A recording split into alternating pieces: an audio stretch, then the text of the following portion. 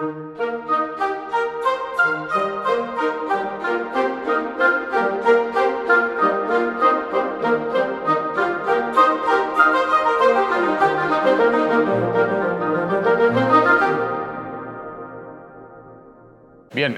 de manera muy sencilla, hay tres cuestiones que me interesan y que intento trabajar, y las intento trabajar de un modo que quizás es al menos en cierto sentido, heterodoxo para los filósofos. No escribo libros de texto, no espero que mi audiencia sea una audiencia ya experta en temáticas filosóficas.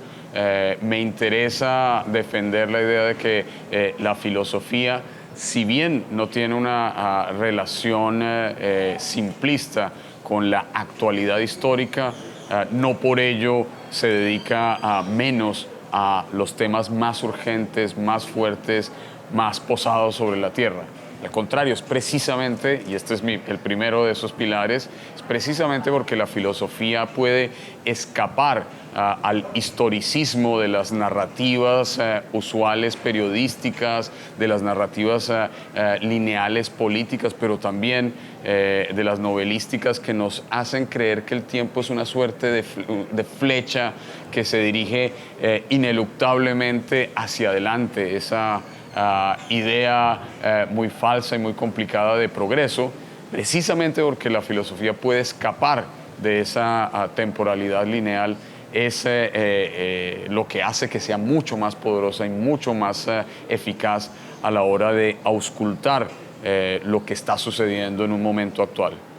Entonces, el primero de los pilares de mi trabajo filosófico tiene que ver precisamente con el hecho de que la filosofía escapa a las narrativas lineales. O dicho de otra manera, la filosofía es intempestiva. El segundo de esos pilares es que es de manera intempestiva como podemos revelar lo que los relatos lineales más usuales quieren ocultarnos. Así, por ejemplo, se nos dice que en lo que hace a la arena política, términos tales como revolución o liberación están mandados a recoger porque son supuestamente anacrónicos, pues pertenecerían a periodos de la historia que ya han pasado y que sería mejor consignar al bote de basura de la historia. Esa es una muy mala intelección de cómo opera la creatividad humana, y claramente es un intento por hacernos pensar que solamente deberíamos mirar de manera ciega hacia adelante. La mejor imagen en este sentido la produjo un pintor llamado Paul Klee. Es la imagen del ángel de la historia. El ángel de la historia tiene la cabeza, la vista lejana del futuro, ha volteado su cabeza, está mirando desde arriba y lo que ve son catástrofes tras catástrofes. Y como dijo el crítico cultural Walter Benjamin, lo lleva hacia adelante, está impulsado por un viento que viene desde el origen, y el nombre de ese viento, de esa tormenta, es progreso. Entonces, nosotros somos un poco como este ángel. Tenemos la idea de que deberíamos movernos solamente hacia adelante, pero no nos damos cuenta que nos está impulsando una fuerza que no es nuestra, una fuerza que no es independiente, una fuerza que nos domina. Pero al contrario de lo que dice Benjamin, y este sería el segundo pilar de mi trabajo como narrador y como filósofo, nosotros no tenemos la perspectiva del ángel. Nosotros somos la catástrofe, nosotros somos la basura que deja atrás la historia. Y entonces lo que tenemos que recuperar es la perspectiva, esa perspectiva desde abajo, esa perspectiva de quienes han sido hechos a un lado por los procesos políticos y por los procesos económicos. Porque es desde esa perspectiva y desde esa voz que podemos descubrir la verdad de una época. Si ese es el caso, entonces, y este sería el tercer y último pilar del trabajo filosófico y narrativo que quiero realizar, si ese es el caso, entonces debemos también darnos a la tarea de producir los tipos de lenguaje que corresponderían a esa perspectiva desde abajo. Y esa perspectiva, ese tipo de lenguaje implica narraciones en donde cosas del pasado, fenómenos del pasado, vuelven a hacerse relevantes en el presente y nos dan las herramientas para imaginarnos un futuro diferente. Fue lo que hice en el último libro que publiqué en Inglaterra, donde enseño toma las décadas que llegan hasta el ascenso al poder de Salvador Allende en Chile, y en vez de quedarse solamente con la interrupción violenta que tuvo lugar en 1973, hacer ver cómo ese sueño que tuvo la vida chilena es hoy quizás más urgente, más relevante y más útil para buscar un futuro diferente. ¿Y cómo coordina usted su pensamiento filosófico con su pensamiento político? Porque usted es un crítico interesante del sistema democrático, entonces me gustaría saber todo esto que me estaba comentando, cómo lo hace o cómo lo compagina con el sistema político democrático. Pues de las tres bases a las que me refería antes, se sigue el que quizás sea el descubrimiento más importante de la filosofía moderna, y es a ese descubrimiento el que se suele llamar crítica.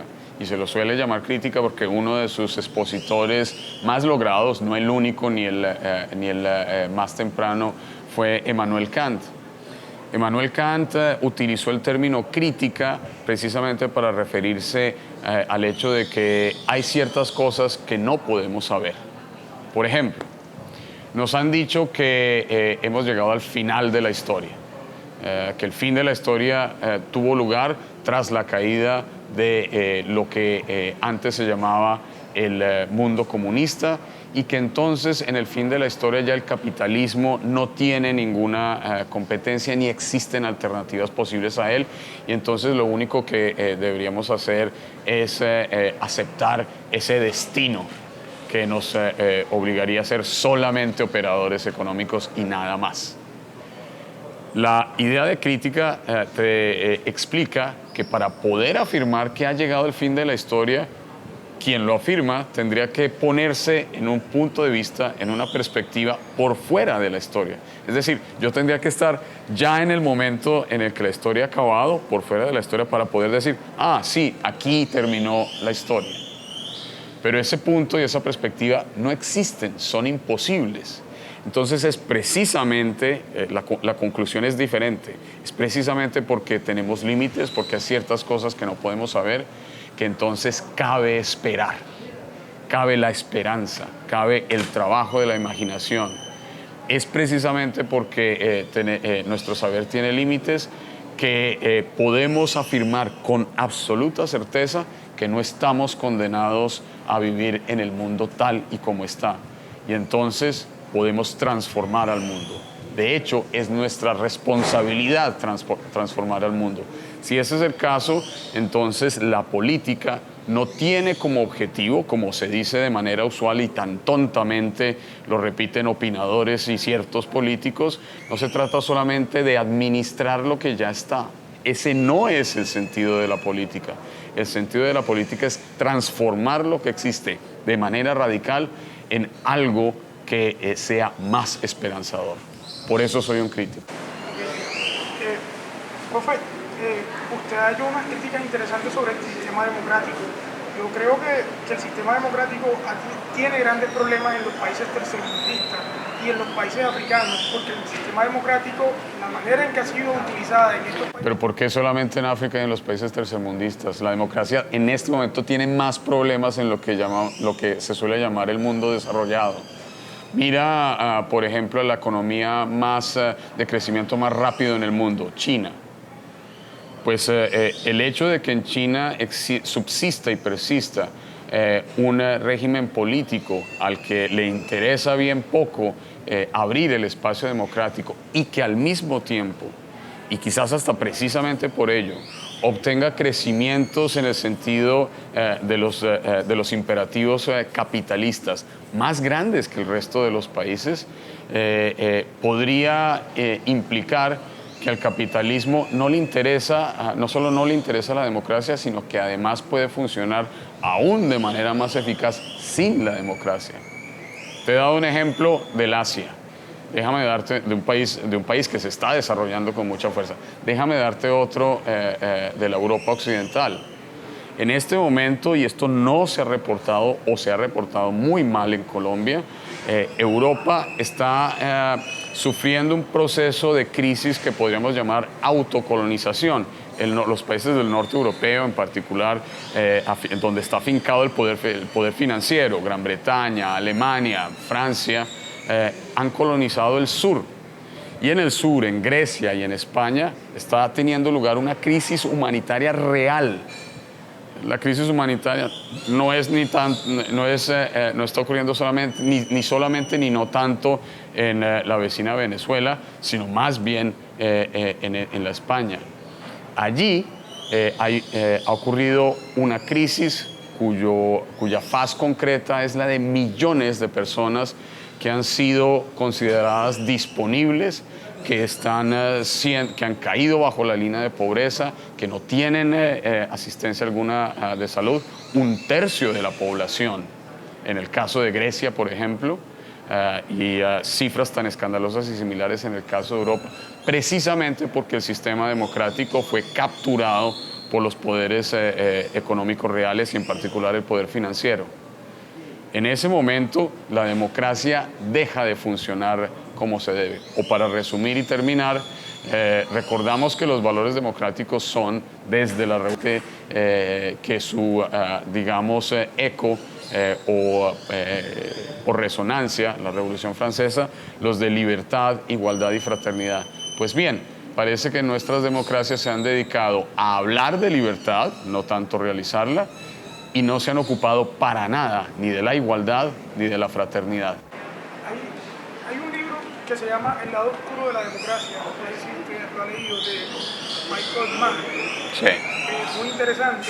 Él termina planteando allí, o una de las conclusiones que saca en ese libro es que la democracia tiene un problema, y es que los padres americanos, los norteamericanos de la democracia, toma una cita de Jefferson donde dice que no bajaremos el hacha, la cita no es exacta, dice no bajaremos el hacha hasta tanto no hayamos doblegado todos los nativos de la costa de California que impedían que el modelo se expandiera. Entonces, y él también tomaba un ejemplo de la guerra de los Balcanes. Entonces, me resultaría interesante que usted toque este punto en el que la democracia tiene que llegar y exterminar minorías que se oponen a la aplastante mayoría. Michael Mann, a quien te has referido, es quizás el más interesante de los sociólogos políticos escribiendo actualmente. Ha renovado por completo la intelección que tiene la sociología acerca de su tarea y de la manera, y la teoría social acerca de la manera en que debe desarrollar esa tarea. Y otros como él, en particular un muy buen lector suyo, Robert Meister, que de hecho va a venir a Colombia en la próxima semana de febrero de este año. Ellos nos han dado a entender una verdad muy dura y muy simple. El problema con nuestras democracias tiene que ver con el momento en que se fusionaron y confundieron el demos, el pueblo, con el etnos, con la idea de que ese pueblo es también una nación y que es una nación solamente en la medida en que identifique lo que es y lo distinga de aquello otro que no es. Esa confusión entre el etnos y el demos inmediatamente pervierte el sentido del poderío de la democracia, porque en vez de ponerlo en manos de la totalidad de lo popular, que es lo que significa el demos en su intelección más radical, que es también la más verdadera, en vez de eso le damos la capacidad de ejercicio político a un sector de ese demos que se arroga a sí mismo la capacidad de elegir y decidir por otros. Y esto es muy familiar para nosotros, porque de manera constante nos están diciendo, por ejemplo, que son los países desarrollados los que nos muestran el ejemplo, los supuestamente menos desarrollados acerca de cómo hacer democracia. Ahí ya estamos suponiendo que un sector del mundo, por ejemplo, Occidente, o una parte de Occidente, es la que digamos, ha alcanzado mayor capacidad decisoria y entonces elige o puede elegir por los demás. Y por eso, entonces, algunos dicen, tendría hasta la capacidad y la legitimidad para intervenir en los asuntos de otros países. O, como se suele decir en Colombia, que existen sectores más avanzados y otros menos avanzados. Entonces, estos sectores más avanzados habrían llegado a ser intelectual y culturalmente más refinados y por ello entonces deberían estar en posición de decidir por los otros. Esa perversión de la democracia lleva directo, nos ha enseñado Mann, a la conclusión de que si existen sectores atrasados que se convierten en obstáculo para el avance hacia el supuesto progreso, pues claro, la solución sería hacerlos a un lado. Y entonces la democracia es la que, esa democracia pervertida ha engendrado la posibilidad del genocidio. El genocidio es un problema interno a las democracias, no es un problema de bárbaros fundamentalistas o antidemócratas a las puertas del imperio. Esa enseñanza de Mann y de Meister es muy importante para el caso concreto de Colombia, que ha demonizado en el que el lenguaje cotidiano, no solo el de los medios de comunicación, sino también el de las charlas hasta entre amigos, demoniza a un otro, sea el otro guerrillero, o sea el otro opositor, o sea el otro que piensa de manera diferente, o el otro que quiere una Colombia nueva y distinta, se lo demoniza y se lo pinta también a las minorías, a las mal llamadas minorías étnicas, se las demoniza como si fuesen un obstáculo para el progreso. Y al hacerlo, se las condena a muerte. Ahora que tocas el tema de la democracia de esa manera, pues me parece importante entonces que nos hagan una referencia del conflicto en Colombia y el problema de la democracia de dar respuesta a los problemas sociales y económicos del siglo XX, cuando se inició el conflicto, digamos, con la época del nacimiento de la FARC, y pues la necesidad del poder de las clases políticas de tener que exterminar a todo el pensamiento de izquierda y a toda esa Colombia rural. Pues quizás la mejor manera de ejemplificar lo que ha ocurrido en Colombia tiene que ver con el destino muy trágico de los grupos indígenas. Y de nuevo, hay que comenzar insistiendo en que los grupos indígenas no son, como se piensa, minorías. Pues la verdad que hay que empezar a aceptar es que nuestro país, como todos los países de las Américas, no son sociedades de inspiración europea, jamás lo fueron, sino que son sociedades, han sido y seguirán siendo sociedades mestizas, sociedades creolizadas, sociedades de inspiración aborigen e indígena. Cuando uno ve la cosa así, ya no son la minoría, porque cuando los tratas como minoría ya estás diciendo que puede haber una suerte de balance entre el costo y el beneficio, es decir, el costo de exterminarlos, el costo de que desaparezcan y el beneficio que sería supuestamente para la mayoría. Un tipo de razonamiento muy peligroso, un tipo de razonamiento genocida.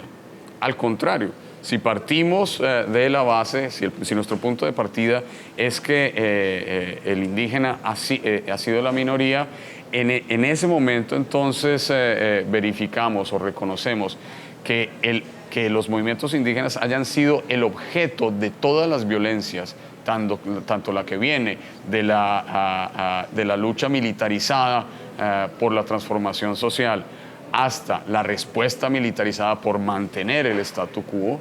Eso ya nos va diciendo que la mejor posición moral es precisamente la que han ocupado los grupos indígenas. ¿Y cuál es esa posición?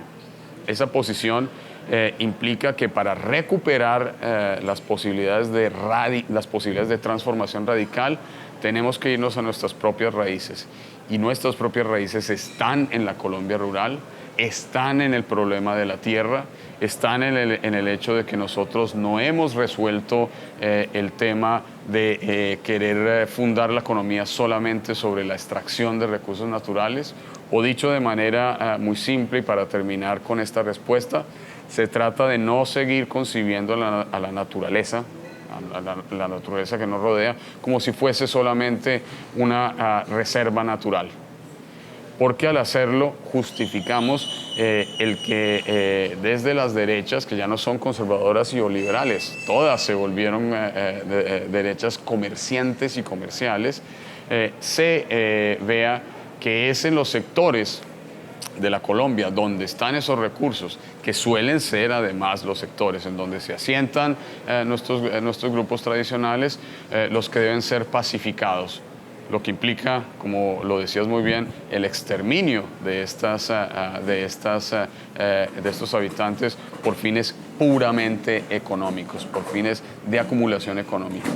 Y entonces de allí viene también la necesidad de exterminar, de acabar cualquier tipo de pensamiento que te vaya a revelar esa verdad de lo económico detrás de la guerra como un proyecto económico cuyo costo, y no es un costo menor, es poblaciones exterminadas. ¿Crees que la democracia colombiana va a ser lo suficientemente tolerante para aceptar el fin del conflicto armado después de tantos años? ¿Va a aceptar las diferencias ideológicas entre aquellas personas que van a reinsertarse nuevamente a la sociedad? ¿Crees que Colombia sí está, o sea, crees que la juventud actual colombiana va a decir a las personas que siempre estuvieron del otro lado, pues tomando las armas y haciendo valer su pensamiento político, ¿crees que Colombia va a darle la posibilidad de que entren al espacio, o crees que va a suceder como sucedió en el proceso de la Unión Patriótica, que terminarán con exterminio y masacres y persecuciones? Dijiste dos cosas en la pregunta. Primero, si la democracia va a abrirse de manera suficiente. Segundo, si la juventud colombiana está dispuesta a abrir ese espacio. Déjame trabajarlo primero. De nuevo, lo primero, y luego nos vamos a lo segundo. Cuando uno dice democracia, de nuevo, hay que recordar que democracia es la totalidad, no todos y no el Estado. El poder político real está abajo, no está arriba, no está en los políticos, tampoco está en las manos de quienes tienen el poder financiero y económico. Eso en una democracia. Si ese es el caso, entonces no es solamente el Estado y los poderes fácticos los que están llamados a abrir el espacio, sino que tenemos que hacerlo todos. Dicho de manera muy concreta para el caso colombiano, la posibilidad del proceso de paz depende de que las dos organizaciones sociales más fuertes, que en alguna medida nos pueden representar a nosotros la experiencia de esa Colombia que ha sufrido la guerra, me refiero a la Marcha Patriótica y al Congreso de los Pueblos, puedan realizar su acción de apropiarse de ese lenguaje de proceso de paz y de paz que se ha estado hablando desde arriba en La Habana y en Quito. Desde arriba quiero decir en el sentido de dos grupos reducidos y que son en algún sentido dos élites. Solamente si la organización social puede apropiarse ese lenguaje y organizarse social y políticamente, vamos a tener paz. Así que lo que tiene que hacer el Estado colombiano en este momento, y esto podrá sonarle paradójico a algunos, es, por supuesto, que proteger a los líderes de las organizaciones sociales que están haciendo el trabajo de pedagogía respecto del proceso de paz, que están inventándose ese lenguaje, el lenguaje de la paz, y haciendo lo suyo. Pero también va a tener que proteger a los comandantes de las FARC que están por el proceso de paz. También habrá muchos que no lo están, así como del lado del Estado y del Ejército hay quienes no lo están. Esa sí es la responsabilidad del Estado. Es decir, la responsabilidad del Estado es garantizar que el crimen de alguien como Pedraza, ese líder del Congreso de los Pueblos de 29 años que fue asesinado la semana anterior, no ocurra. Porque si se sigue asesinando y diezmando a la base social, que no es lo mismo que la guerrilla, aquí una de las peores confusiones, y fue una confusión además producida de manera consciente, fue la que condenó a la organización social que tiene interlocución con las guerrillas a ser ella misma parte de la guerrilla, lo que justificó su exterminio. Hay que hacer esa separación. Hay que decirle al pueblo colombiano que la organización social, así tenga interlocución con la guerrilla, no es lo mismo que la guerrilla. Y que entonces convertirla en objetivo militar es inmoral, ilegítimo e injusto, no solamente a más de ilegal. Hay entonces que proteger a la organización social porque es la que existe en los territorios, es la única que va a llevar el lenguaje de paz a los territorios y de paso construir el tejido social que va a posibilitar el que existan procesos políticos, procesos sociales, procesos económicos que vengan de esos territorios en donde se ha movido la protesta social. Si eso se hace posible, entonces tendremos un proceso de paz. Y en ese sentido, y vamos a lo segundo, el papel de la juventud colombiana es precisamente no solo engrosar las filas, sino además proteger a esas organizaciones sociales, abrir las ciudades a esa zona rural y crear un lenguaje político que no sea el de campo enfrentado contra la ciudad, que no sea el de amigo enfrentado al enemigo y que no sea el de ellos contra nosotros. Hay que desmantelar esas dualidades tan peligrosas que han hecho de la democracia política colombiana una democracia genocida. Cuando se escribe el libro, creo que hay un punto muy interesante en la economía latinoamericana. Brasil está en una excelente situación económica. Las economías latinoamericanas no fueron arrasadas por la crisis del 2008. Mi pregunta es, ¿crees ahora en el 2014, en las tesis plasmadas en ese libro, cuando por ejemplo Brasil creo que tiene problemas económicos, cuando Argentina tiene problemas económicos, cuando Venezuela tiene problemas económicos? No solo creo en que las tesis que están plasmadas en Si Latinoamérica gobernase el mundo son relevantes, creo que lo son aún más de lo que lo eran en el momento en que escribí el libro, entre el 2010 y en el caso de la edición inglesa y el 2011 en el caso de la edición española. Y esto porque mi punto de partida en aquel entonces es que la economía no es una situación de hecho o una suerte de estado natural, sino que es un fenómeno político. Esa es una verdad que también es importante, urgente recordar y que además hay que rescatar de manos de los opinadores que nos han convencido de que la economía funciona por un lado que no tiene nada que ver con lo político, como si la economía fuese una ciencia, como si fuese una ciencia natural. Si algo ha revelado y ha confirmado la crisis del 2008 es que lo que llaman en las universidades economía no solamente es, como ya decían los economistas clásicos, the dismal science, es decir, una ciencia más bien poco confiable y ya cercana a su propio abismo, sino que además de todo ha sido profundamente ideológica en el sentido de ser profundamente mentirosa y utilizar un aparataje de espectáculo entre encuestas y modelizaciones pseudo-matemáticas para ocultar una realidad de puño que nuevos economistas como Thomas Piketty, como Danny Dorling, como Ha-Joon Chang nos han puesto de presente. Y es que en vez de la sociedad de progreso y crecimiento, lo que hemos creado son sociedades patrimoniales. El regreso de la sociedad patrimonial, como dice Thomas Piketty, ha sido el resultado de este capitalismo sin límite político alguno. Eso que se llama de muy mala manera neoliberalismo porque ni es nuevo ni es liberal.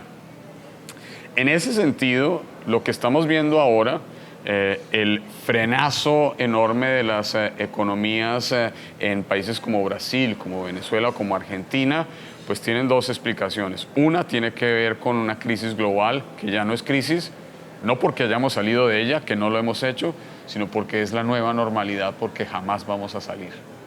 no si mantenemos las mismas dinámicas de acumulación de unos pocos, ¿no? Ese 1% que ya sabemos matemáticamente, y aquí sí como diría un opinador como Moisés Naim, pues las cifras no mienten, y las cifras que el 1% de la población mundial es dueña de la riqueza, del 50% de la riqueza que todos producimos. El 1% es dueño del 50% de la riqueza que produce el 100%. Esas cifras no mienten. ¿Qué quiere decir esas cifras? Que esta forma de capitalismo es injusta y por lo tanto es insostenible. Y digo injusta no en el sentido de un valor abstracto moral, sino en el sentido de los números, en ese sentido concreto en que un 1% se apropia, es decir, hurta.